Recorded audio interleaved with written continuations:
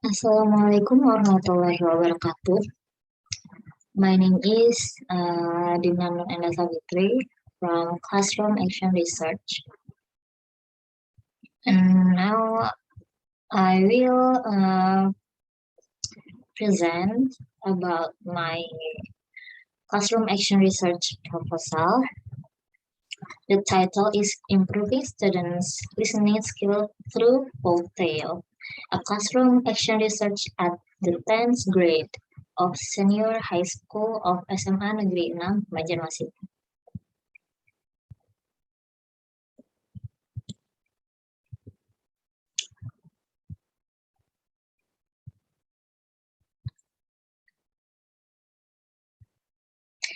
Now, the introduction.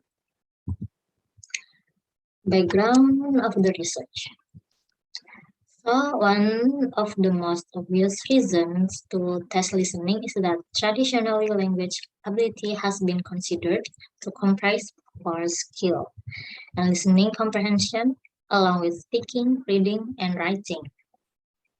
Peyton, 1991, claims that more than 45% of our total time communicating is spent listening, which suggests the tremendous importance of listening skills in overall language ability. Whenever people are interested in general language proficiency, they usually want to know about listening ability, which clearly shows how important this skill is overall language ability. Despite that, there are some people who still consider that listening in English is difficult, especially for foreign language students, including Indonesia. They find it difficult to understand English in both monologue and dialogue forms with various reasons such as lack of vocabularies, grammar problems, and unfamiliar language spoken by native speakers. Based on the researchers' observation, the problem also occurred at SMA Negeri 6 Banjarmasin. The students find the difficulty in listening lessons. Because of them, they are still confused about it. Besides that, they also cannot predict what speakers are going to say when they have to listen to native speakers. So it makes students feel that listening is difficult to learn. So based on the background, the research offers an alternative strategy to solve those problems, that is by using a media called folktale, which can be implemented to practice students' listening abilities in the class. Finally, the researchers take the title Improving Students' Listening Skill Through Folktale.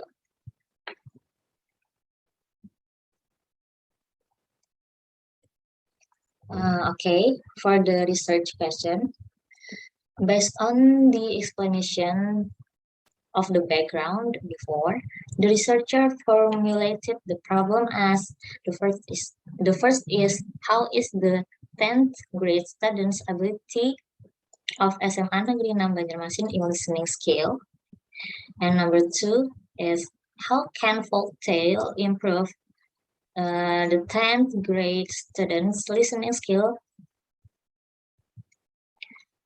Okay, the next is objective. The researchers make some objectives of the research. The first is to know the 10th grade students' ability in listening skill, and the next is to know the 10th grade students' improvement of listening skill by using folktale.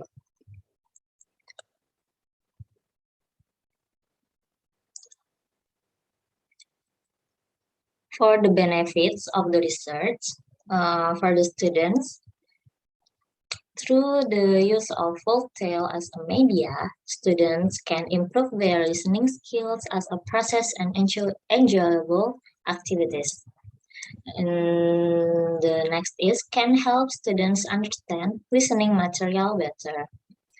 For the English teacher, it can develop teaching techniques that are more creative, effective, and efficient to get students interested in learning to listen.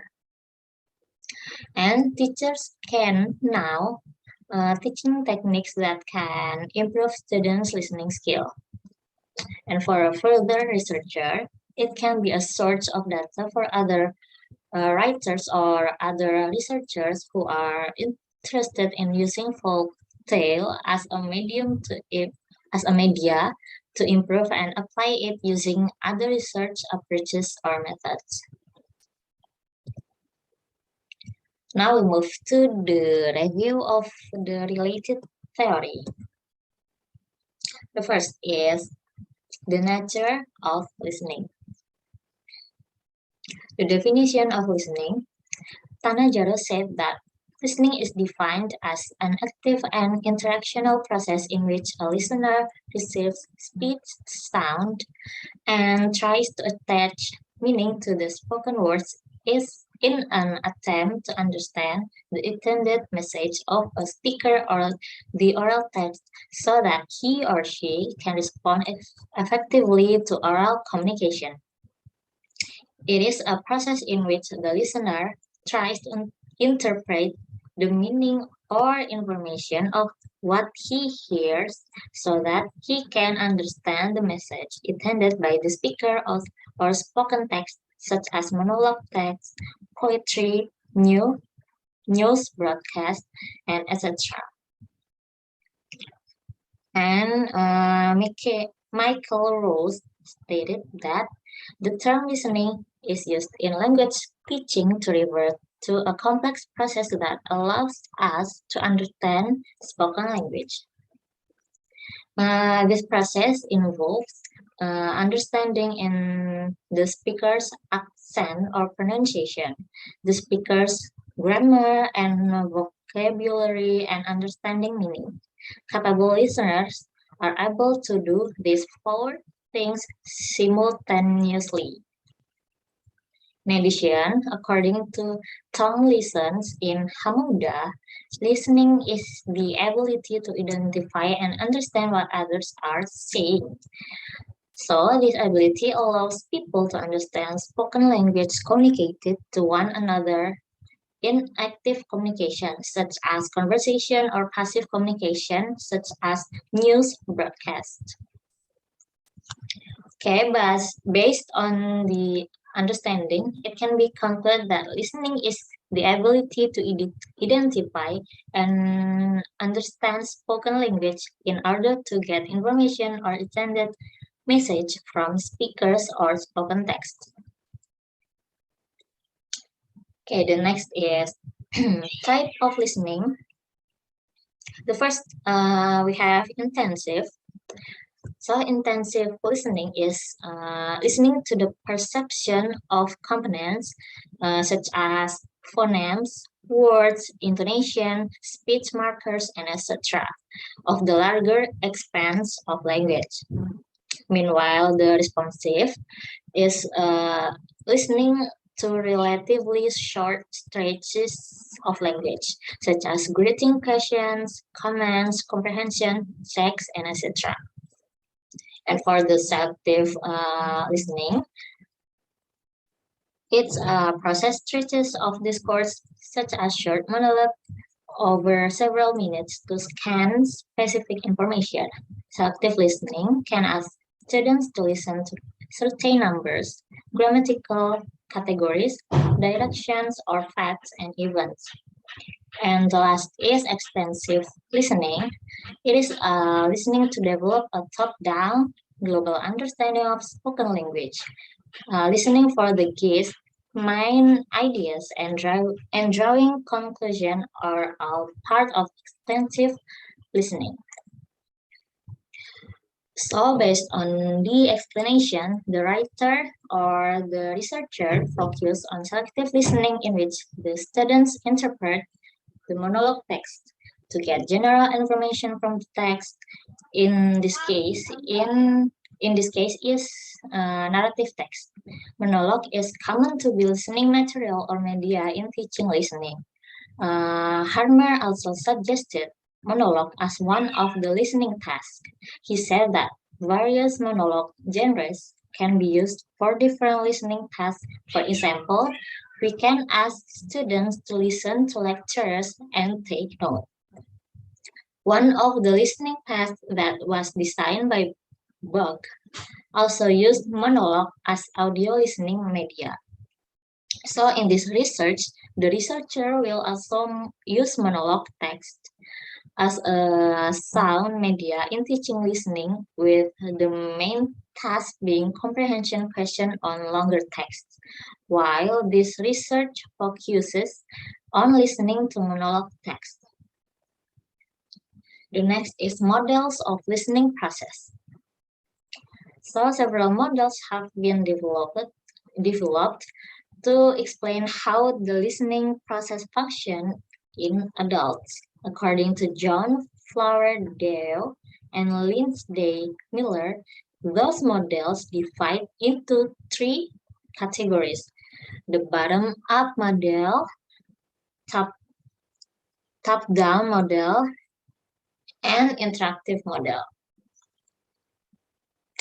The first is a bottom-up model. The first model is listening to be default was the bottom-up model. According to the bottom-up model, listeners build understanding by starting with the smallest units of the acoustic message, such as individual sounds or phonemes. These are then combined into words, which in turn together make up phrases, clauses, and sentences. And finally, individual sentences combine to create ideas and concepts and also relationships between them. The next is top-down model.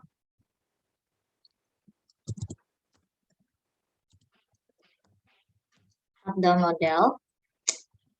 Uh, The top-down model emphasizes the use of previous knowledge in processing a text rather than relying upon the individual sounds and words. The top-down model was developed when researchers considered the fact that experimental subjects are unable to identify truncated sounds in isolation from the words they form a part of, whereas subjects are quite able to identify truncated words so long as they are presented with the surrounding context. The last is interactive model. If listening involves both bottom-up and top-down processing, it follows that some sort of model that synthesizes the two is required. This we have in the so-called interactive model. From the listening model, the researcher will use the top-down model, the top-down model as a limitation of this study, where the main focus is students can understand and get information from the text that they hear by using their background knowledge and some keywords that they find in the text. In the study, uh, the researcher also will focus on using storytelling, where the story will be dictated by the researcher and the students will be asked to describe and answer the questions about the text.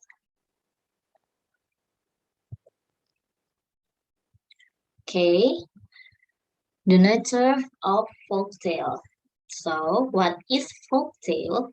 Folktales are traditional stories that have been passed down from person to person for many years. Every culture has its own folktale, and most of these stories were never written down, usually told by retelling orally. So the stories we read or hear today may be very different from the original. Very often we don't know who is the original author was. Okay. Number 2, procedure of folktale. The researcher used folktale as a media and combined it with a content-based learning approach as a teaching method. Besides that, the teaching method procedures are the first, linguistic analysis, discussion of grammar and vocabulary based on students' analysis of the oral presentation made the day before. Number 2, preparation for audio, activities to preview vocabulary in audio, including vocabulary worksheets. Next, view audio segments, audio discussion, the teacher leads the audio discussion, and the last is article presentation. Students make a presentation which may be recorded so they can listen to self-correction later. Okay, we have advantages of folktale. So there are many advantages of using folktale for language learning. The first is they contain a predictable structure that assists students in comprehending the details of the story. They contain a lot of cultural connections that allow a student to easily compare and contrast elements of the tale with their own culture, especially on issues dealing with beliefs, moral ethics, practice, and traditions.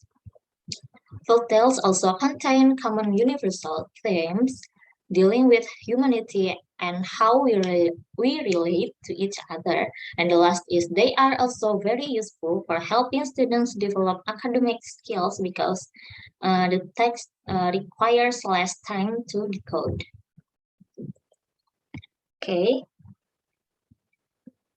The methodology of research. The method of the research. The research study used by the researchers is action research. Action research is research in which students or teachers work towards improving their own practice. In classroom action research, observers take part procedures in conducting research, namely planning, action, observation, and reflection. Okay, the first is planning. So planning action is arranged based on the identification of problem planning. This stage includes actions related to learning process planning and executing behavioral changes in the client organization. And action is guided by most in the sense that is looking back to planning for its rationale as a research. Plan for action must always have a tentative provisional quality. They must be flexible and open to change in the light of circumstance. This cycle is the implementation of our plans, and it takes place in the classroom. Okay, the next is observation. The observation is done simultaneously with action. The data is collected in this cycle. Observation has the function of documenting the effects of critically informed action. It looks forward, providing a basis for reflection now, but more in the immediate future as the present cycle runs its course. The last is reflection. This cycle has the purpose of analyzing it in general. The reflection in classroom action research consists of analyzing, synthesis, and evaluation towards the results of action. Reflection seeks to make sense of processes, problems, issues, and constraints made manifest in strategic action. Reflection is usually aided by discussion among participants. Okay, for the locations of the research and time of the research. So this research is held by researchers at SMA Negeri 6 Banjarmasin. The school is located on Jalan Belitung Darat, uh, number nomor 130 RT 19 RW 2 Kelurahan Belitung Utara, Kecamatan Banjarmasin Barat, Kota Banjarmasin, Kalimantan Selatan. And the writer chose the place because teaching experience at this school, which the problem come up from the class. Okay, we move to the technique of data collecting. There are so many techniques and variations for listening tests according to Chastain recommends going from the sample to the complex in terms of difficulty factors, and from the short to long term of content for developing the memory span. This might be first specified some practical principle for designing technique that include oral comprehension dialogue or multi-participants announcements task or lecture, instruction, direction, and etc. The data is very important in the field research. The data will give the researcher information about the respondent. In collecting data, the researchers did some steps such as the first is interview. Interview is to add to the data. The researcher seeks information through interviews conducted with students as participants in learning English. The next is observation. Observation is needed to get primary information from the school. In addition, it can help research to record students' progress in mastering lessons. Research observes and documents class interaction using observation sheets. The last is test. A test is said to be valid if it measures accurate what it is intended to measure. A test is said to have content validity if its content constitutes a representative sample of the language skills, structure, and etc. And the technique of data analyzing. So to analyze the data, the researcher will apply the following technique. The first is preparing the key, correcting and scoring the students' answer sheets, computing the students' correct answer on the test, computing the percentage of the correct answer on the test, and the last is the student score is used to determine the level of their ability and listening ability, in particular to score the right answer of the student. The researcher used this formula. S, okay, this is the S is student's score, R is the sum of the right answer, and the N is the sum of the items. Okay, the last is technique of analyzing data. The research determines the student score by using a ratio scale, internal scale, ordinal scale, or nominal scale. The researcher used it as the measurement tool, the student ability, the level to group student scores as follow. 90 to 100 is A, or extremely good. 75 to 89